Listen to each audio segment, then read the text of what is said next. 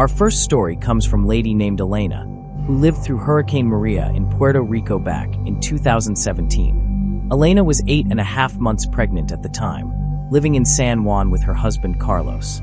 Now, if you remember Hurricane Maria, it didn't just knock out power. It basically destroyed Puerto Rico's entire electrical grid. We're talking about an island of 3 million people going dark for months. Elena had been having what she thought were false labor pains for about a week before the hurricane hit. Her doctor had told her it was normal for a first pregnancy, just Braxton Hicks contractions. The plan was to induce labor the following week if the baby didn't come naturally. But Hurricane Maria had other plans. The storm hit on September 20th, and by that evening, the entire island was without power. Elena and Carlos were riding it out in their apartment, which was on the 3rd floor of a concrete building that had been built to withstand hurricanes. They thought they'd be safe. Around 2 a.m., Elena woke up Carlos because she was having severe cramping. At first, they both thought it was just stress from the storm. But when Elena got up to go to the bathroom, her water broke. She was going into labor in the middle of the worst hurricane to hit Puerto Rico in living memory, with no power, no communication, and no way to get to a hospital. Carlos tried calling 911, but the cell towers were down. He tried their landline, but the phone system was dead too. They were completely cut off from any kind of medical help. Elena's contractions started coming fast and hard. Carlos had taken a basic first aid class years earlier, but he had no idea how to deliver a baby. He'd never felt so helpless in his entire life. By 4 a.m., Elena was in active labor. The contractions were coming every 3 minutes, and she was in excruciating pain. Carlos was trying to remember everything he'd ever seen in movies about childbirth, but he realized how inadequate that was when faced with the real thing. The worst part was that they had no way to know if something was going wrong. In a normal delivery, there are monitors, medical equipment, trained professionals who can detect problems immediately. Elena and Carlos were flying completely blind. Around 5 a.m., Elena started bleeding heavily. Not just the normal bleeding you'd expect during labor, but what Carlos described as way too much blood. He was trying to stay calm for Elena's sake, but he was terrified that she was hemorrhaging and there was nothing he could do about it. That's when Carlos made a decision that probably saved both Elena's and the baby's lives. He decided to leave Elena alone and try to find help, even though it meant going out into the hurricane. Carlos left Elena in their bedroom with towels, water, and a flashlight, and he went out into the storm to look for anyone who might be able to help. The wind was still probably 80 miles per hour, and the rain was coming down so hard he could barely see 10 feet in front of him. He went door to door in their building, pounding on every apartment, screaming for help. Most people either weren't home or were too scared to open their doors during the storm. But on the first floor, he found Mrs. Rodriguez, an elderly woman who had been a nurse for 40 years before she retired. Mrs. Rodriguez was probably in her 70s, but when Carlos explained the situation, she didn't hesitate. She grabbed some medical supplies she kept at home and followed Carlos back upstairs, fighting against the hurricane-force winds. When they got back to the apartment, Elena was in the final stages of labor. Mrs. Rodriguez took one look at the situation and told Carlos that the baby was coming right now, whether they were ready or not. What happened next was simultaneously the most beautiful and terrifying experience of Elena's life. Mrs. Rodriguez coached Elena through the delivery using just a flashlight and basic supplies. No epidural, no sterile environment, no backup medical team in case something went wrong. Just Elena, Carlos, Mrs. Rodriguez, and the storm raging outside. The baby, a little girl they named Maria after the hurricane, was born at 6:47 a.m., just as the eye of the storm was passing over San Juan. For about 20 minutes, everything was completely quiet and still, as if the world was holding its breath for this new life. But that's when the real horror started. The baby wasn't breathing. Mrs. Rodriguez immediately started performing infant CPR, but she was working with 70-year-old hands and minimal equipment. Elena was watching her newborn daughter lying motionless on a towel, not making any sound, not moving, and she thought she was watching her child die. Carlos was holding Elena, both of them crying and praying, while Mrs. Rodriguez worked frantically to get the baby to breathe. The old woman was doing chest compressions with 2 fingers, trying to clear the baby's airway, breathing into the tiny lungs. For what felt like hours, but was probably only 3 or 4 minutes, there was no response. The baby was completely limp and silent. Then, suddenly, Maria let out this tiny, weak cry. That sound was the most beautiful thing she'd ever heard in her life. The baby started breathing on her own, and Mrs. Rodriguez was able to get her stabilized. But they weren't out of danger yet. Elena was still bleeding heavily, and Mrs. Rodriguez was concerned about infection. They had no way to properly sterilize anything, no antibiotics, no way to monitor Elena's vital signs. The baby seemed okay, but newborns are incredibly fragile, and there was no way to know if she'd suffered any damage from not breathing. Mrs. Rodriguez told Carlos that they needed to get Elena and the baby to a hospital as soon as possible, but that was impossible. The roads were completely impassable, covered with debris, down power lines, and flooding. Even if they could somehow get out of the building, there was nowhere to go. All the hospitals on the island were either without power or had been evacuated. So Elena spent the next 3 days in their apartment, recovering from childbirth with no medical care, taking care of a newborn with no electricity, no running water, and no communication with the outside world. The psychological toll was immense. Elena was dealing with postpartum hormones, physical pain from the delivery, and constant anxiety about her baby's health. She was second-guessing every little thing. Was the baby eating enough? Was she too hot or too cold? Was that cry normal or a sign of something wrong? Carlos was trying to take care of both Elena and the baby, while also dealing with the practical challenges of survival. They had no refrigeration, so any formula or baby food would spoil quickly in the tropical heat. Elena was breastfeeding, but she was dehydrated and undernourished, so she wasn't producing enough milk. The apartment was sweltering without air conditioning. During the day, the temperature inside reached over 90 degrees, and the humidity was oppressive. Elena was worried about the baby overheating, but they had no way to cool the apartment down. On the second night after the birth, the baby developed a fever. Elena noticed that Maria felt hot to the touch and was more lethargic than usual. Without a thermometer, there was no way to know exactly how high the fever was, but Elena was terrified that her daughter was seriously ill. Mrs. Rodriguez came upstairs to check on them, and she was also concerned. She told Elena that newborn fevers can be extremely dangerous. They can indicate serious infections that can be fatal within hours. But there was absolutely nothing they could do about it. They tried cooling the baby down with wet cloths, but the water from their emergency supplies was running low. They tried keeping her as comfortable as possible, but without any medical equipment or medication, they were essentially just watching and hoping. Elena didn't sleep for the next 2 days. She held Maria constantly, monitoring her breathing, checking her temperature with her hand, looking for any sign that the fever was getting worse. On the 4th day after the hurricane, they finally heard helicopters flying overhead. Emergency services were starting to reach some areas of the island, doing search and rescue operations. Carlos managed to get onto the roof of their building and signal to one of the helicopters using a mirror to reflect sunlight. The helicopter couldn't land on the building, but the crew was able to radio their location to ground teams. 8 hours later, a National Guard unit reached their building and evacuated Elena and the baby to a field hospital that had been set up at the airport. At the field hospital, doctors examined both Elena and Maria. The baby's fever had broken on its own, and she appeared to be healthy despite the traumatic circumstances of her birth. Elena had a minor infection from the delivery, but it was treatable with antibiotics. But the doctors told Elena something that still haunts her. If the baby's fever had gotten much higher, or if Elena's infection had been more severe, both of them could have died. They'd been maybe 12 to 24 hours away from a life-threatening situation. Elena and Carlos ended up staying in the mainland United States for 6 months while Puerto Rico's infrastructure was rebuilt. When they finally returned to the island, their apartment building had been condemned due to structural damage from the hurricane. But the psychological impact lasted much longer than the physical recovery. Elena developed severe postpartum depression, partly due to the trauma of Maria's birth. She had constant anxiety about the baby's health and safety. Every time Maria had even the slightest fever or seemed a little fussy, Elena would panic and rush her to the doctor. Carlos had his own trauma to deal with. He'd been forced to make life-and-death decisions with no preparation and no support.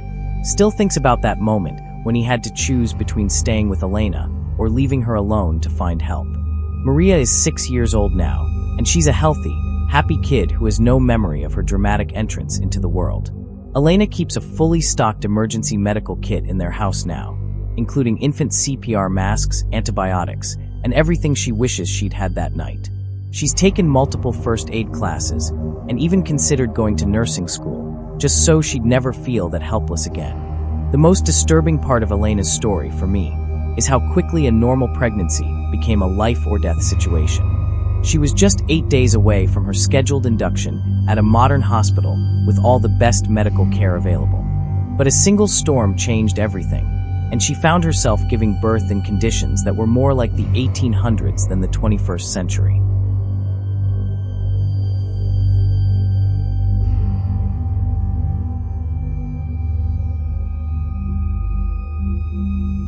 Our second story is probably the most disturbing one I'm going to tell today, and it comes from someone I met during my summer job last year. Her name is Jessica, and she was working as a night shift aide at a nursing home in Houston during the Texas winter storm in February 2021. If you remember that storm, it basically shut down the entire state's power grid and left millions of people without electricity or heat during freezing temperatures. Jessica was 22 at the time, and she'd been working at this nursing home for about 8 months. It wasn't her dream job. She was saving money to go back to school for her nursing degree, but she genuinely cared about the residents and took the work seriously. The nursing home housed about 80 elderly residents, most of them with serious medical conditions. Some were on oxygen, others had dementia, many were bedridden and completely dependent on the staff for basic care. It was the kind of place where losing power wasn't just an inconvenience, it was potentially deadly. When the storm hit on February 15th, Jessica was working the night shift with 2 other aides and 1 licensed nurse. The day shift had gone home early because of the weather warnings, leaving the skeleton crew to handle 80 vulnerable people. The power went out around 11 p.m. The first thing that happened was the silence. All those medical devices that are constantly humming and beeping in a nursing home, oxygen concentrators, feeding pumps, heart monitors, they all went quiet at once. And in that silence, you could immediately hear the residents starting to panic. The facility had a backup generator, but it was only designed to power essential systems for a few hours. The emergency lighting came on, but the heating system, most of the medical equipment, and the electronic security systems all went down immediately. Within 30 minutes, the temperature inside the building started dropping noticeably. The nursing home's heating system was all electric, and with the power out, there was no way to heat the building. During a normal winter night in Houston, this might not have been a big deal. But this wasn't a normal night. The temperature outside was dropping to single digits, which is virtually unheard of in Houston. By midnight, Jessica could see her breath inside the building. The nurse on duty, a woman named Patricia, who'd been working in elderly care for over 20 years, immediately started triaging the residents. Some of the healthier residents could be moved to the central dining area, where they could be kept warm with blankets and shared body heat. But many of the residents couldn't be moved safely. Jessica's first assignment was to check on the residents who were on oxygen therapy. There were 12 of them, and when the power went out, their oxygen concentrators stopped working. The facility had some portable oxygen tanks for emergencies, but not nearly enough to last through an extended power outage. Jessica had to make decisions that number 22-year-old should ever have to make. Which residents needed the oxygen most urgently, and which ones might be able to survive without it for a while. Mrs. Chun, an 89-year-old woman with severe COPD, was struggling to breathe within minutes of her oxygen concentrator shutting down. Jessica gave her one of the portable tanks immediately. But Mr. Williams, who also had breathing problems but seemed more stable, had to wait. By 1 a.m., Jessica was making rounds every 15 minutes, checking on residents who were starting to show signs of hypothermia. The elderly are particularly vulnerable to cold temperatures. Their bodies don't regulate heat as well as younger people, and many of them were on medications that affected their circulation. Mrs. Patterson, a 92-year-old woman with dementia, kept trying to get out of bed and wander around the cold hallways. Jessica had to physically restrain her, but Mrs. Patterson didn't understand what was happening and kept fighting to get away. Jessica was trying to keep this confused, frightened woman warm, while Mrs. Patterson was clawing at her face and screaming for help. Around 2 a.m., the backup generator failed completely. Now they were in total darkness, except for a few flashlights and cell phone lights. The emergency exit signs went out. The call buttons that residents used to summon help stopped working. and the small amount of heat the emergency system had been providing disappeared. Patricia made the decision to move as many residents as possible into the dining hall, where they could pool their resources and keep everyone together. But moving elderly, sick people in the dark is incredibly dangerous. Jessica and the other aides had to carry residents who couldn't walk, navigating through dark hallways with flashlights, trying not to trip or drop anyone. Some of the residents were confused and frightened, fighting against being moved. Others were so weak they were basically dead weight. Mr. Rodriguez, who weighed probably 200 pounds and was paralyzed from a stroke, had to be moved on a stretcher. But the stretcher wheels kept getting caught on things in the dark, and Jessica was terrified they were going to drop him or crash into a wall. By 3 a.m., they had about 40 residents gathered in the dining hall, wrapped in every blanket and sheet they could find. But the room was still freezing, and Jessica could see that some of the residents were going into hypothermia. The early signs of hypothermia in elderly people are confusion, lethargy, and slurred speech. But many of these residents already had dementia or other cognitive issues, so it was hard to tell what was normal confusion and what was hypothermia. Mrs. Anderson, an 85-year-old woman who was usually alert and talkative, became completely unresponsive. Her skin was pale and cold to the touch, her breathing was shallow, and Jessica couldn't find a pulse in her wrist. Jessica started doing chest compressions on Mrs. Anderson right there on the dining room floor, while Patricia tried to warm her up with blankets and body heat. They worked on her for almost 20 minutes before she started breathing normally again. But Mrs. Anderson wasn't the only one in crisis. Mr. Thompson, a diabetic who needed insulin injections every few hours, was starting to show signs of diabetic ketoacidosis because his medication required refrigeration, and the refrigerators had been down for hours. His breath smelled sweet, he was breathing rapidly, and he was becoming increasingly confused. Jessica had to give Mr. Thompson an insulin injection using medication that might not have been properly stored, knowing that too much insulin could kill him, but that not enough would also be fatal. Around 4 a.m., Jessica realized that some of the residents were dying. Mrs. Wilson, a 94-year-old woman with heart problems, was unconscious and barely breathing. Her lips were blue, her skin was gray, and Jessica couldn't feel a heartbeat. Jessica tried CPR, but Mrs. Wilson was so frail that Jessica was afraid she was going to break her ribs. After 15 minutes of CPR with no response, Patricia told Jessica to stop. Mrs. Wilson was gone. Jessica had never watched someone die before, and certainly never in circumstances like this. She was supposed to be taking care of these people, keeping them safe and comfortable. Instead, she was watching them die one by one while she stood helpless. But they couldn't stop to grieve, or even to properly handle Mrs. Wilson's body. There were dozens of other residents who needed immediate attention. Around 5 a.m., Jessica made a discovery that changed everything. The nursing home's kitchen had a gas stove that was still working. The stove was designed for cooking, not heating, but Jessica realized they could use it to warm water and create some heat in the kitchen area. She started boiling pots of water and using the steam to warm up the residents who were in the worst condition. But using a gas stove for heating is incredibly dangerous. Jessica had to be constantly vigilant about carbon monoxide poisoning and fire hazards. She was essentially turning the kitchen into a makeshift warming station while trying to monitor dozens of critically ill people. Around 6 a.m., Mr. Davis, an 88-year-old man with Alzheimer's, wandered away from the group and got lost in the dark building. Jessica spent almost an hour searching for him with a flashlight, going through every room, every closet, every possible hiding place. She finally found him in a bathroom, unconscious on the floor. His body temperature was so low that Jessica thought he was dead. She carried Mr. Davis back to the kitchen and put him directly next to the gas stove, wrapping him in heated blankets and trying to slowly raise his body temperature. It took over an hour, but he eventually regained consciousness. By dawn, Jessica had been working for over 8 hours in freezing conditions, making life-and-death decisions, performing CPR, and basically running a field hospital with no resources and no backup. Jessica kept second-guessing every decision she'd made. Should she have given the oxygen to Mr. Williams instead of Mrs. Chun? Could she have saved Mrs. Wilson if she'd started CPR sooner?